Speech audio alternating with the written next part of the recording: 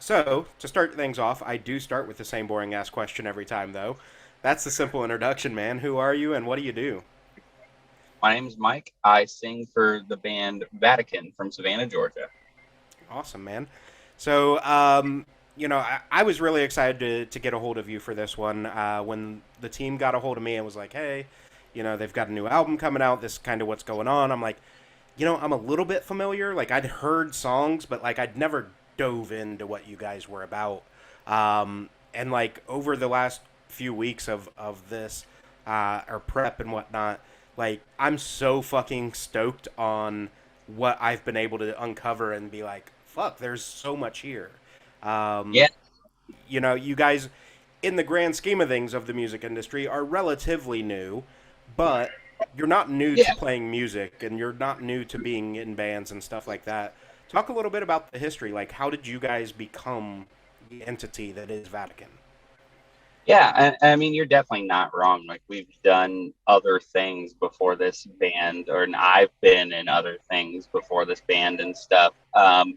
And yeah, so like we're no stranger to like how this goes.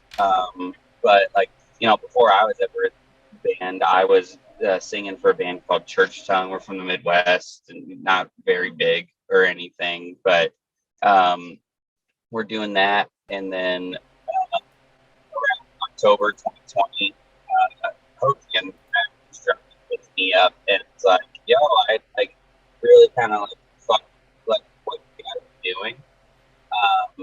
Like, are you busy? Do you have plans? Like, this is like, COVID shutdown era. So, like, no one Right. knows 100% what everyone's doing or anything. Um, and I already liked the band before. So I was like, yeah, let's go for it. So, um, once I joined the band, everything really kind of clicked. And I feel like, like where we are now, the record comes out tonight. Um, I think it was a little cosmic, even perhaps. So that's definitely like kind of where I come in with the band. I know beforehand the band was under a totally different name and like totally members, like kind of thing, like an entirely different band altogether, sort of Right. thing. So, and that was like back in like 2015 or something like that. So since then, getting to this point, it's like kind of crazy. I think even coming as like a non-forming member into this, just to where we are now, like almost 2 years later. I'm like, that's kind of crazy. Yeah, for sure. And I think that's the beautiful thing about the music industry. It's also probably one of the most frustrating that you could attest to is trying to figure out the puzzle pieces, right? Figuring out who's the right fit. What can we do with these different people? But once you figure it out, like the amount of fun that you guys get to have is unmatched. Yeah, absolutely. And I mean, whenever I remember the first time I went down to try out, and I was like really nervous. I was really nervous to like try out for the band and also like hang out because we didn't really know each other like prior. Like we like our bands had played one show together, maybe two tops, and that was a little nerve wracking. So I was like, "Fuck! Like, what if, what if I get in? I'm like, these guys fucking hate me. like, Right. like we're not having a good time or something like that." But no, I mean, like it really was like a perfect fit. Like there was a certain mesh that like kind of made this lineup like feel really special, even from like the first time hanging out.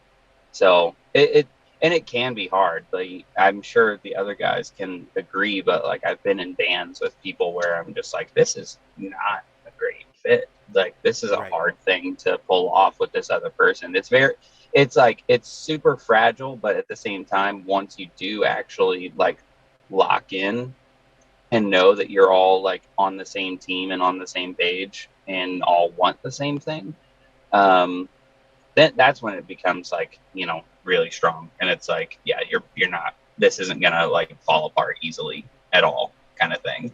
Yeah, and I think, especially at the stage of life that we're all in now where it's like this isn't just a hobby anymore. Like this is what I want to do. I want to pay my bills by Yes. playing music. Like trying to get 4, 5, 6 guys on board that can all say this is what we're gonna do can be really fucking tough.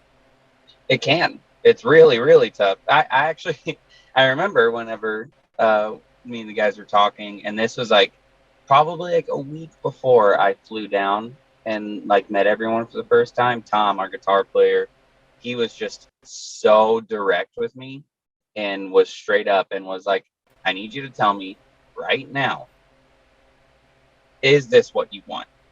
And like listed it. He's like, this amount of touring, this amount of commitment, blah blah blah, yada yada yada. And I'm just like, yep, it's exactly what I want. And he was like, I just have to ask, like I can't. And I was like, no, Yeah. I respect you asking because I know what to expect. Yeah, for sure. And I think, that may be one of those misconceptions for a lot of people as they get into bands is like, oh, yeah, I'm totally cool with touring until they start doing it and realize, oh, now, especially as you do the bigger tours, not this little weekend bullshit that's, Yep. I'm moving around the state. Like, when you're actually out on the road and going, fuck, we're away from home 6 weeks in a row right now. Like, that's a big deal. Yep. And like, some like I I'm the only guy in Vatican that's married, but like so today I have my wife with me. We're playing in Columbus, Ohio, which I don't live here in Columbus, Ohio anymore, but like we did live here for quite a long time, so it was easy for her to say, I'm going to make a trip to Columbus so I can see you guys, but also see everybody else. So like until today, I haven't seen my wife in 5.5 weeks. Yeah. And, that's hard. And, the other guys are in their own relationships as well. And I know that they have their own, stressors and things that affect them while they're gone. And those things can be really hard, especially if it's something that would help if you actually were home for. Those kinds of things happen all the fucking time. And they're like they're extremely stressful, and the other guys have to try and accommodate for that too, whether that's sending someone home like via plane or something. I remember on the last day of our last tour, uh, our Nolan, our other guitar player, his cat died, so we flew Yeah. him home, like, and it just is what it is, like. Yeah. um and it's hard. It really is. It's not the weekend bullshit. And like, we're on a full United States tour right now, currently, and I'm definitely thankful for the tour that we're on. Like, this tour has been awesome. There's a lot of people, um, like everyone on the whole package. They're a great time to hang out with and like be around, and like we're all having some good fellowship and stuff. Um, but it's still stressful and it's still hard, and also gas prices just keep going up, so like so that continues to hurt and put us behind in certain ways, and it's just like, fuck, dude, like Yeah. it's not easy. It is fun and it is rewarding and there is return, but it is hard, and it will continue to be hard forever, and I don't think it changes uh, a lot depending on what level you get to. I still think that those things are really hard. Yeah, no, I totally agree. I think the only like semi cush gig that you can get is like when you get a residency in Las Vegas, right? Like they're putting you up in a Yep. hotel. Sure, I'm in one spot for a month, whatever. Like it sucks, but we're not struggling at all at that point. But any level of touring, Justin Bieber, for God's sakes, doing a world tour is still a fucking headache to do a world tour. Like, Yep. yeah, he's making millions upon millions of dollars, and we all would love to be doing that. But at the end of the day, like, he's away from his wife. He's, not around the people that he wants to be around or whatever. And Yep. a lot of times that gets taken for granted, unfortunately.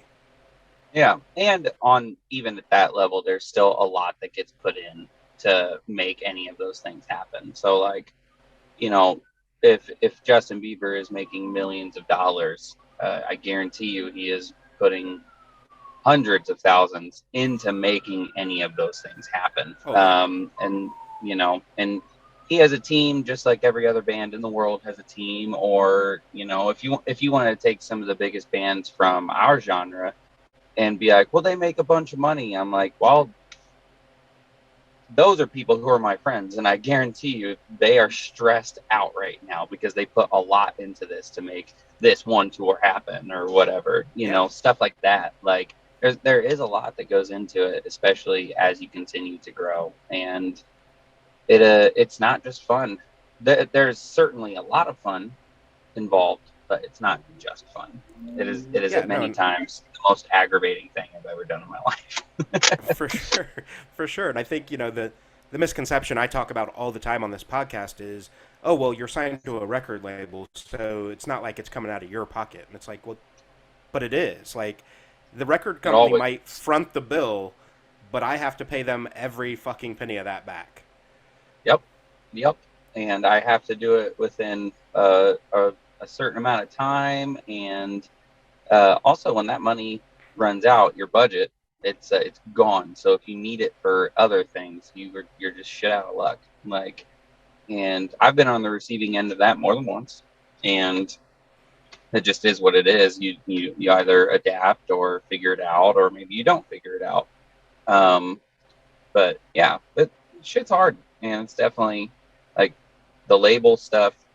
To me, like anytime someone's like, oh, I have friends that are like not as like in tune with like this kind of world and also what it looks like to be a band in this kind of world. And like I have friends who will be like, well, you guys are like signed to like a dope label, like you guys are good, right? Like like you're doing good. I'm like, um that all depends on me. Like it has nothing to do with them. And I always consider like whenever a band is like first signing to like their first reputable label, I'm like, cool, now you're on the launching pad to success. You are not Right. in success yet.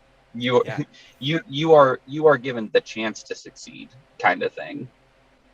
Yeah, for sure. And especially in a genre like you guys, like radio is almost unattainable, right? Like there's just not a radio station really that is going to play Vatican.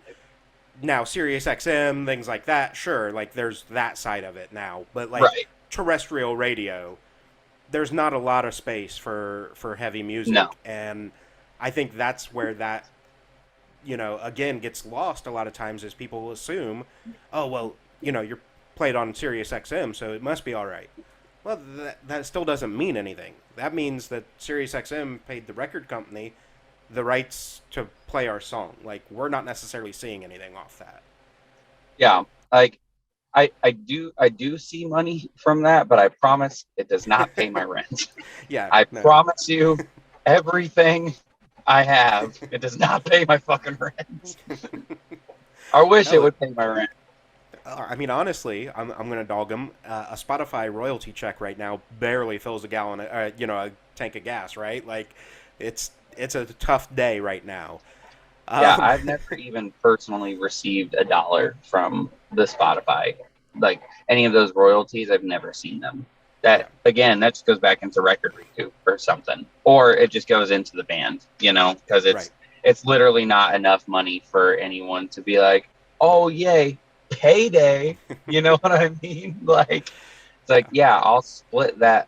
I'll split that like $150 5 ways yeah. and get nobody anything. Well, then on top of that, like, it's 5 ways within the band, but then we've got management to pay, we've got PR to pay, we've got Oh these yeah. other buckets. So Oh, realistically, it was nothing in the first place. yep.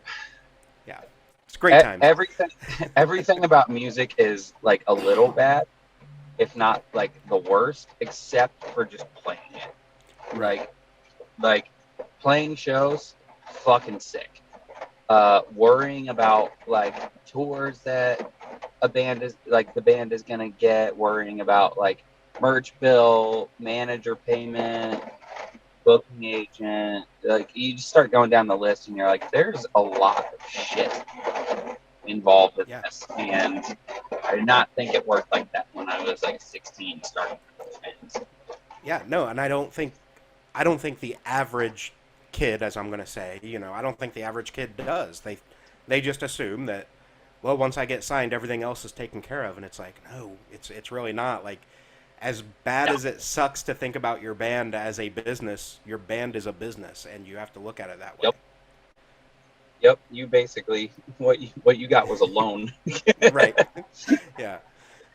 So yeah, let's dive in now. You know, we've talked about kind of the shitty part of the music industry. Let's dive into the fun part, right? Like you Yeah. said, you guys are out on tour, but let's talk about Ultra that's coming out as we're talking.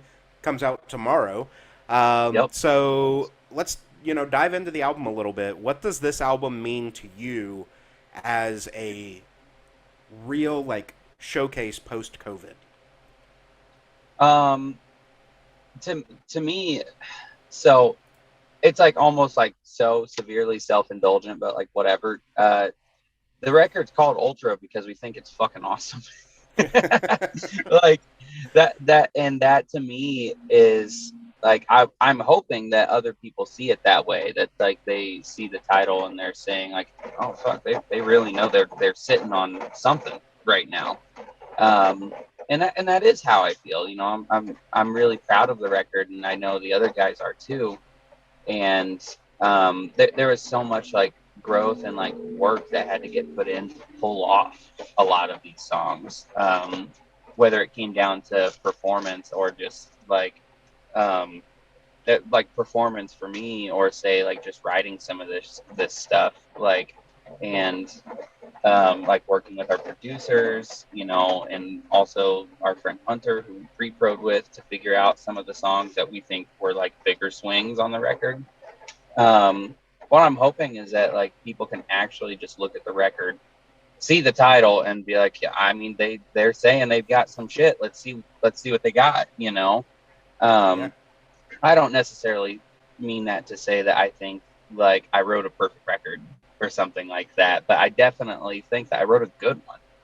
And I hope that people maybe and I guess I'm worried that I like overhype someone, but I'm just like, I hope people go in and they're just like, yeah, this is gonna be fucking sick, you know. That's Yeah. to me like what I'm hoping people can like see and recognize, just as we're like leading up. You know, the record comes out in 6 hours now, something like that. Yeah. And Yeah. Give or take. Yeah. yeah, so I'm just like, I'm here, I'm in the moment, and I feel a million different things, and I just hope people look at it and they just know, yeah, that's gonna be pretty sick. Yeah, no, and that, like for me, I obviously didn't know that that's why you guys called it that, but after hearing you say that and after hearing the record, I'm like, okay, like that all makes sense, and I do think it's one of the stronger pieces of work that's come out in the last 3 or 4 years, honestly. I And I, appreciate that. yeah, and I want to kind of warn anybody maybe that hasn't listened to the record by the time they hear this podcast. You guys don't pull any punches. Like it starts off and kicks you in the fucking face. Like there's no slow build or anything like that. It's just, hey, we're fucking here and we're going. Yep, and that's exactly what we wanted. The second song almost ended up being the first song, which I feel like is even more of a "fuck you, we're going" kind of thing. Yeah, Um, but um, I'm still happy with how it does start, because it effectively does the same thing. But like, yeah, I mean, like we really weren't pulling punches, and like even from start to the middle to the end, like we wanted to show like everything that we're capable of, because the last record, the one that I do not sing on, um, like there's definitely some dynamics to it.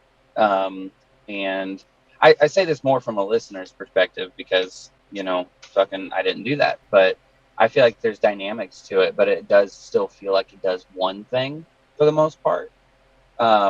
Granted, that being a thing I like, or else I wouldn't be right. here in the band now. So, Yeah, um, but I definitely feel like that does one thing, and it does it pretty well. Um, but on this record, I feel like we really made those hit home harder and like with a bigger swing, and then took our chances on like, you know, other tracks that are like maybe like more synth heavy or electronics heavy, and like have like singing in them, you know, all this stuff. I mean, two of the songs are just like ballads kind of thing, you know. Um, Right. so I think specifically we were wanting to come out of the gate showing like you can't assume what this record is going to sound like from just the singles, and you can't assume what the record's going to sound like based off of what you heard from the band before the record. Because if you do that, and I'm like, cool, you are maybe right about like 2 or 3 songs. Right. The rest, it's just a fuck all. Like, we'll do anything and everything if we think it's awesome, you know. So, and I hope people recognize that, and they're just like, God, they really they did the most, you know. That's what I'm hoping like people, you know, see when they hear it. But yeah, I'm I'm fucking stoked on it, man. And you should be. I think that's one of the best things is about doing this podcast. And I've done music journalism for like 18, 19 years now, something like that. You know, you can always tell when an artist is truly excited about the work that they've put out, and like you're clearly excited about this because it's authentic and it's real. I've interviewed people where they're like, I mean, we put the album out that we put out. Like it's not our favorite work, or you know, whatever. And it's like, man, how can you be down on it already? Like it's your Yeah, work. yeah, dude. And I've definitely talked to people that feel that way in the same place and time that they're in, where they're about to release something. And I'm like, dude, are you stoked? And they're like, ah, yeah, you know.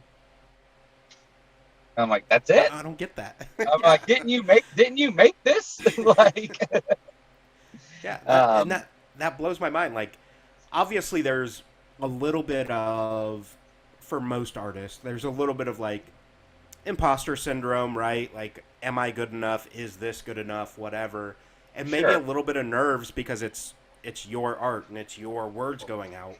But at the same time, like, fuck it, it's my shit. Like, let's go have fun. exactly. And like, I mean, I do. While do sound super excited right now, don't get me wrong. 30 minutes after we hang up, I'll probably have a moment where I'll be like, "Oh fuck, did we fuck up?" Yeah, Like, I'll have a moment like that, and like that is part of it. But you really can tell when someone um like believes in the thing that they made, or they just look at it and they're like, fuck, I really did that. Like, you can tell, you know, some people definitely put out something, it's like, well, yeah, we did another one kind of right. thing. um it is another record from blank band. It's exactly what you expect kind of thing. And I hope I'm never on the end of the spectrum where I'm the person saying that, but we'll see. Right now, I'm not. I feel awesome about what we did, um, and I think it'll hold up. I think that will hold up for the listener as well. Yeah, for sure. So something I don't do anymore because I learned a long time ago that I don't want to take any of the songs away from anybody, right? So like I don't ask, tell me specifically what, you know, this song is about. Like I want to know who the girl was that broke your heart and all that shit. Like Yeah, whatever. Because, you know, the beautiful thing about music, we all relate to it in different ways. So somebody may connect to it and be like, "Man, this is about like just chilling with homies," and you're sitting there totally. going, but it's not, you know, like I Yeah, know what that's really about. yeah. But what I do love to talk about is kind of like the conceptualization of some of the songs. So like you said, you guys kind of stretched yourselves in this with the different soundscapes and different elements with synthesizers and going into a little more electronics. What song do you think for you was the hardest to figure out the creation of? um Last song in particular, because the last song is like super out of the wheelhouse of something that I'm used to. And I would say any song on the record that has any singing on it, that's not something I have a lot of experience in. And like those are moments on the record where I would openly say to anyone, I'm like, yeah, I wrote like 10% of that. Like, because like I needed the help of my producers, or in a lot of scenarios, my own wife, because my wife is a genius and a fantastic songwriter herself, and I'm able to use that as a resource and be like, hey, can you help me? But so the last song in particular, though, was extremely hard because it was introduced to me for the first time to my own ears with 3 days left in the studio total. And I was like, cool, I'm going to write this, I guess, and be so sad the whole time, like Yeah. trying to figure this song out. So, yeah, I had a hard time with that one, especially because it's like just piano and like electronics up to the end. And I was just like, oh my God, I don't even know where to begin with this. And like, I definitely wrote a good chunk of it, but I still had to lean on like the other guys in the band to like pull it off and like really finish the song. Because I also was just mentally cooked at the time because I was like, dude, I just tracked 13 songs and wrote them all here at the same time. I am burnt kind of thing. So that was definitely the hardest. I was at my breaking point at that point, just being like, oh my fucking God, all these fucking songs. Like that was definitely the hardest. And I mean, like that song also like had like a lot of emotional weight for me too. So I'm like, whenever like a song has like as much weight as that one did for me personally, I was just like, God, I got to make sure I do this right. Like I got to say what I mean, and it needs to come off in the way that I want it to, and that it's like it's supposed to be sorrowful, and it's not. It's definitely not like a shit talking kind of thing. It's actually just a lot of it's more like grief kind of thing. It can feel that way, I guess, if you were to like take some lines out of context or something like that. But no, it's like that whole song is like me, grieving some people that I love that, aren't in my life anymore. And that's hard. And also like the act of writing lyrics is like so embarrassing just in and of itself. Like you're just like, oh, okay, I'm gonna write all this stuff and then I'm gonna sing it. I'm gonna express real quick. Right. So like it's just that whole thing is a balancing act. But I still love that song and I think it came out great. Yeah, no, and I think, to your point with like the embarrassment of writing lyrics and then singing them, and like especially when it's a song like this where it's authentic and raw emotion, it's like, hey guys, maybe you don't know, bandmates, maybe you don't know this about me, but here's some fucked up shit I've been through, or here's some sad shit that I miss, or whatever. Like, we're gonna get to know each other real deep right now. That's a very real thing, and it's like a moment that like, so not everyone's good at that. And I know stories from a multitude of people who talk about like, yeah, I like really wanted to help write that song with this person that we were working on, but I just couldn't get them to tell me what it was about or whatever, so that I can like actually really do something that would matter and push the song along kind of thing. So I would have to, yeah, there were so many songs on that record. I would just like sit down with lyrics. We're like going over the song with Randy, our producer, and like I'm giving it to him, and he's like, "So what's it about? Like, just tell me, plain and simple." And we just kind of had that relationship where I could just be like, "Sure," Yeah. like, and just lay it out there. And while it is embarrassing, if you have someone who's just like, "Listen, dude, I'm in your corner. Like, we're trying to make something awesome here. Like, just lay it on me," then it's not a big deal. It's a dope experience. Yeah, for sure. And I think, that goes into kind of what we touched on earlier about like the team that surrounds you, right? Like if they're in your corner and on board with you and not just collecting a paycheck, like they Yep. believe in the vision of the band and what you're trying to create, like all that it's still not easy, but it comes much easier when you need to say, look, this is what it's about. Like we have to be serious about this thing. Straight up. And it's pretty easy to tell who's in your corner and who isn't. And you just gotta, you figure it out as you go. And I think coming out with this final product, I know that the people that were in my corner really fought with me in that corner, and it's awesome. It's something that I can feel like not just proud of singularly. Like I have like these emotions going into this record being released today, and I think a lot about like, just like the people that like got me here, whether that's like our producer, whether it's my other bandmates, my wife, my previous bands, whatever. Like I think about that stuff a lot, and like it's a dope kind of like culmination of a moment. Like, so it's a lot to think about. Yeah, no, for sure. And I think, like, not to get like sappy with it necessarily, but it's a healing experience too, right? Like, music is a therapy. And when you start to kind of express yourself and put yourself out there and then see people that are genuinely like supportive and care about what you're saying, it's like, oh, so I've been dealing with this shit for 20 years by myself, and like I could have just talked to somebody. Like, what the fuck? Yeah, I mean, there's that too, but yeah, no, I mean, it's like whether people want to consider it sappy or not, it's just like that is what it is, and it is how I feel. So whatever. right.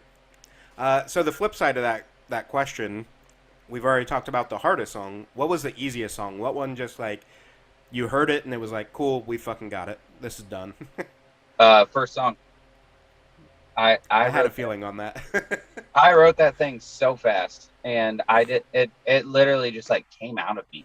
Um, I didn't have to put any effort into it. It felt like, and even whenever I'm like presenting the song for the first time as like a what I consider a finished product, once I was done going over it with Randy, he just like kind of like laughed and turned to me and he's like, "No notes, let's record it." So it was just natural. It's super easy. I mean, like the song is like pretty straightforward.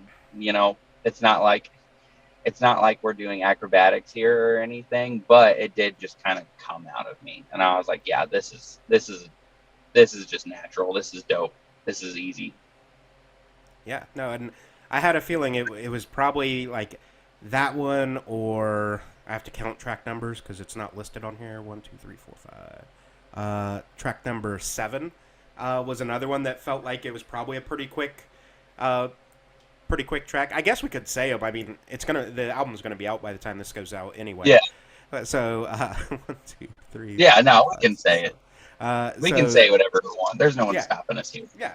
Um, but no, I think with opening with Slipstream Annihilation, like the title kind of lends itself to being like this just string of consciousness, which made me think that maybe it just came out like so quick. But also like it's like I said earlier, you guys didn't pull a punch. It's not, oh, we're gonna slowly build this album for you guys. It was, hey, I'm kicking in the fucking door, and you better be ready. Yep, straight up. And that's exactly what I wanted. And I think it works. I mean, just that first like 4 seconds, the way it kicks off is just like fucking okay. We're in fifth gear. Yeah. No, and that's exactly what happened to me. Like, I remember I had my AirPods in, I was at work, and I have an office job, and it's not a big deal, but like, Or AirPods are in, and fucking, hit play and go back to like get ready to send an email, and it takes that 2 seconds to buffer or whatever, and immediately I'm like, what the fuck was that? Like, because it yeah, just immediately hits me, and I'm like, I was expecting like, oh, we're gonna do this little slow build, we've got some drums coming in, whatever, and it was just yeah, rip the door off the hinges and we're coming. yep, absolutely. I just didn't think there was another way. Yeah, no, I think it works perfectly. And then, like you said, track 2, I Am Above, is another track that probably could have opened the album, but I think the flow between those two, like, lyrically and the way the soundscape melds is one of those, like, okay, like, here's where we're going to be sitting. We're going to take steps back, but, like, the threshold is up here. Right, exactly. And again, I wanted I Am Above to be the first song initially. And even switching it to the way it actually is now on the record, I was like, listen, you're not wrong. You're not. Like me talking to the guys, I'm like, you're not wrong. Right. This does sound cool, but I'm like fighting for my idea there. But no, I think those two like do mold so well together because it was going to be one or the other. That was either going to be the beginning into Slipstream or vice versa, and they're definitely like a bit of a pair just sonically and how they fit on the record. Even when we were considering other stuff for potentially the beginning, it's like, yeah, those two go together no matter what. Yeah, no, and I totally agree with that. And not, in a way that I'm just trying to blow smoke up your ass and, whatever. I Yeah. really can see that consciousness and that thought process for like, well, this one should go first. But again, hearing it in this order, I'm like, yeah, it could have, but I don't know which way's the right way. But I don't think it Yep. matters either. So No, no. let's go into. I, I think one of my favorite songs on the album is gonna be "Uncreated Waste," and I don't know exactly why I've gravitated to that song. But let's talk a little bit about that and kind of your overarching concept with this. Yeah, I mean, that is that seems to be a regular favorite. Like like anyone who has, the Right. record right now, because we've had some people like tweet at us and say like, "Yo, that is the song," and stuff like that. And I'm like, that's actually kind of surprising. That song apparently has existed in the band's like Google Drive like demo folder for like 5 years, and it just kind of like finally got finished and rounded out as we went in. And yeah, I mean, dude, that track's awesome. um something about it is like so something about it has like exactly what I want from just like a standard like heavy ass metalcore song. And the last breakdown is just hilarious because it does the thing where like the guitar pans like dig it in, dig it in, dig it in, dig it in, dun, dun, dun. Dude, I'm like, it's so heavy, it's so Yeah. stupid, and that's not a new trick. I can think of like 10 bands off the top of my head. I'm like, that did exactly that. But if it ain't broke, we we don't fix it. Right. No, I don't think there And, was any need to. and yeah, I do like that song a lot. I was surprised to see how many people thought that that was a highlight track because like I made in blah blah blah words. Maybe I'm pretentious and just thought like some of the other songs are like more interesting, but I also am like, yeah, it's undeniable. It's fast, it's short, and it definitely doesn't overstay its welcome. You know, that, Yeah. that's a good No, one. and that may be why that it hits so hard. Is like there are definitely songs on this album that are much deeper, like concepts and lyrically and soundscape even. But I think this song, just like you said, it's like the quintessential like metalcore song. So it's easy to go, cool. I don't fucking care anymore. Like let's just have fun right here.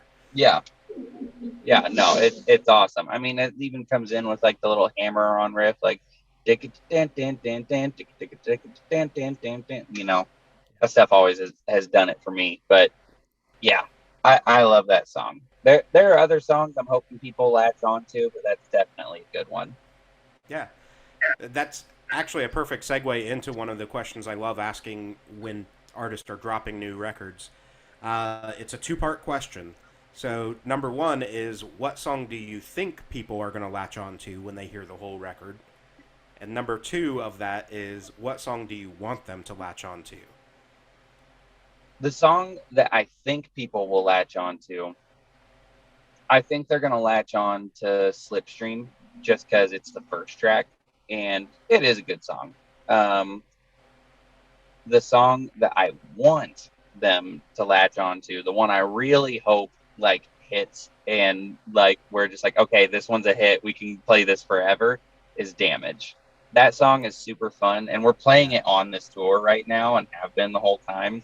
No one knows what it is yet, but we're just like, yo, this song has like everything that we like in a live setting, because it's been going over really well for us live, even though no one knows what song it is. Right. And um, so I hope that one people like. I think that song has the best lyrics on the entire record too. So I'm just like, yeah, I want people to like that. Whereas like Uncreated Waste is like, those aren't my worst lyrics, but I don't think they're my best. But also, I don't get to choose what people like. So Right. Right. No. The reason I like that question though is it's always fun to then go back and look at like streams and stuff like that and be like, we were right on what we thought was going to happen, or like yeah, I was talking to an artist, man, it's been like a year ago, and we did that question, and it was reversed. The song that he thought people were going to latch onto, like nobody was touching, but the one that he yep, wanted them to latch onto is the one that they were hooked on. And he's like, "How the fuck did that happen? Like yeah, that it shouldn't be that way." yeah. No, it never is. And yeah, it's typically never that way. Every artist's like song that they want people to like, typically no one gives a shit about, and Right. uh, which is hilarious. But yeah, I hope people latch on to the songs I want them to. I know that not all of these songs are going to get played by us forever or anything.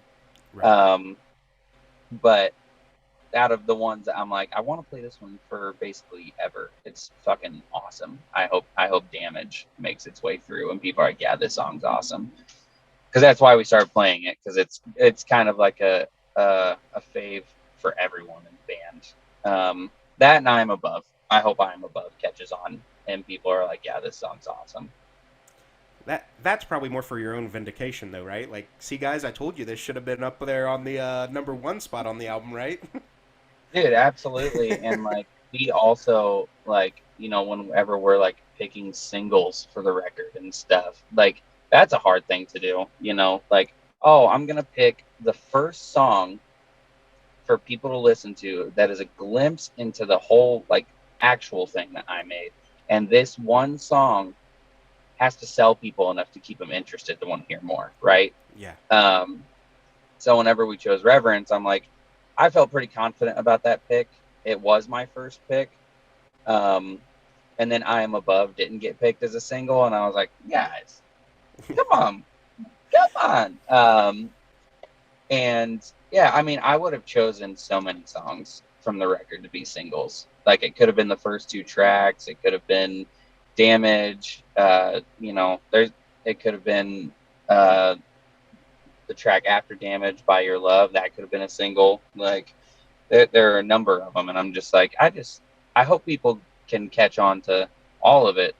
But yeah, Damage, that's my one. I'm like, I think we went off on that one.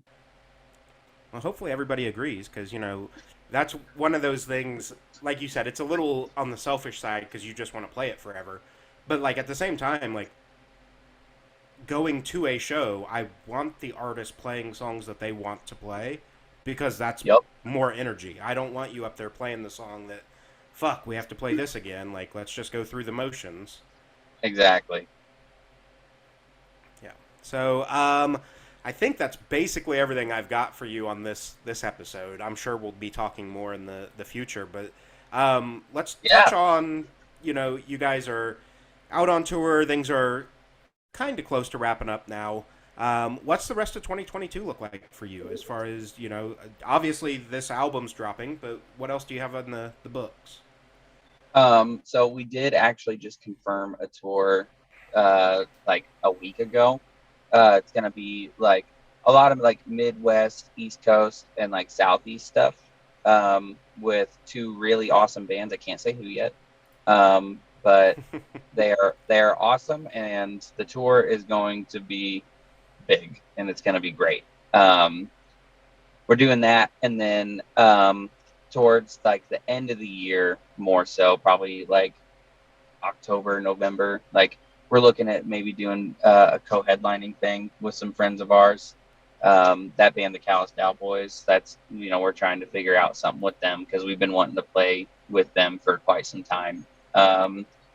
That's kind of what we're looking at tour wise for the rest of the year. We're like, we're trying to think of other things that we can do, just to kind of like, you know, keep interacting with people, keep pushing the record, new ways to just keep keep us in people's ears. But we're definitely touring hard for the rest of the year, and I know off our biggest goal for this record is to get this band into Europe and like other places in the world than Yeah. just the States, because the band hasn't left the States yet. And right before COVID hit, the band was going to go on tour in Europe, and then everything shut down 2 weeks before the flights took off. So we desperately want to go overseas and start playing to some of those people and trying to grow the band there as well.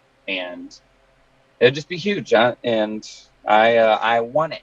And also, Yeah. if uh, whoever works on like the soundtrack for Devil May Cry, like whenever you guys are making the sixth one, if you just want to fucking hit me up, like That's a solid that's one. something I want. That would be nice. So whoever you are, if you're listening to this, I plug you in every single interview I ever do. You will find me, and I will find you. Please.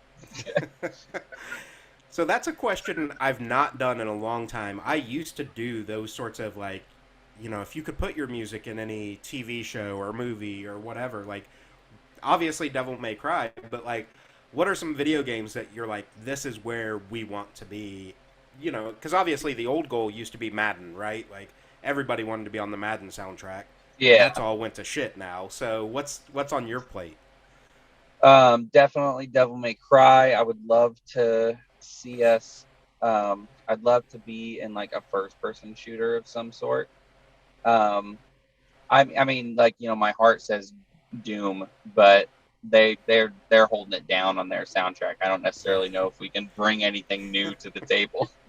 Um, but definitely, I'm like, I want to be in an awesome action game. Like if someone were to remaster Metal Gear Rising and like change any of the soundtrack, like plug me please, because Yeah. like I love that shit. And yeah, definitely just any action game. Awesome. So obviously, I'll tag all the socials, but where can people find you online? Where's the best place to interact with you guys? Best place to interact with us is Twitter or Instagram for sure. Definitely Twitter more so than Instagram even. We're pretty active on there, be it our individual socials or the band itself. So yeah, Vatican GA. That's Instagram and Twitter. And yeah, I mean, if you're fucking with the record at all, like shoot us a message, shoot us a tweet, whatever. I'll tell you I appreciate you because I do. Um, and yeah, I also just want to know what people think of it, Yeah. maybe even if they hate it. So In a constructive way, though, right? Like, don't just tell me it's a shit album. Give me reasons it's a shit album. yeah, like if you're just like, yeah, this album's shit, I'll be like, well, fuck thine self. Like, Yeah. whatever. Like, I fucking rock. Fuck you. Yeah. Yeah. But if you could come to me and be like, hey, man, I think you guys messed up the guitars here. It should have been this. Like, okay, maybe I'll take that into consideration on next album. But if you just come into it bullshitting me, fuck off. Yeah, yeah, for sure. Awesome, man. Well, hopefully, I'll be staying in touch. And you said Midwest. I'm in Indiana, so hopefully you'll be swinging through uh, in a time where I'm available, and we'll do this in person, and get some Yeah, like concert photography, all that shit, and have a good old time, man. yeah, dude, that would be awesome. Yeah, absolutely, man. I appreciate your time. Get a little bit of vocal rest before the show, I guess, and Yeah, have fun, man. awesome, dude. Yeah, Appreciate you. awesome. Yeah, thank you. Have a good night. You too.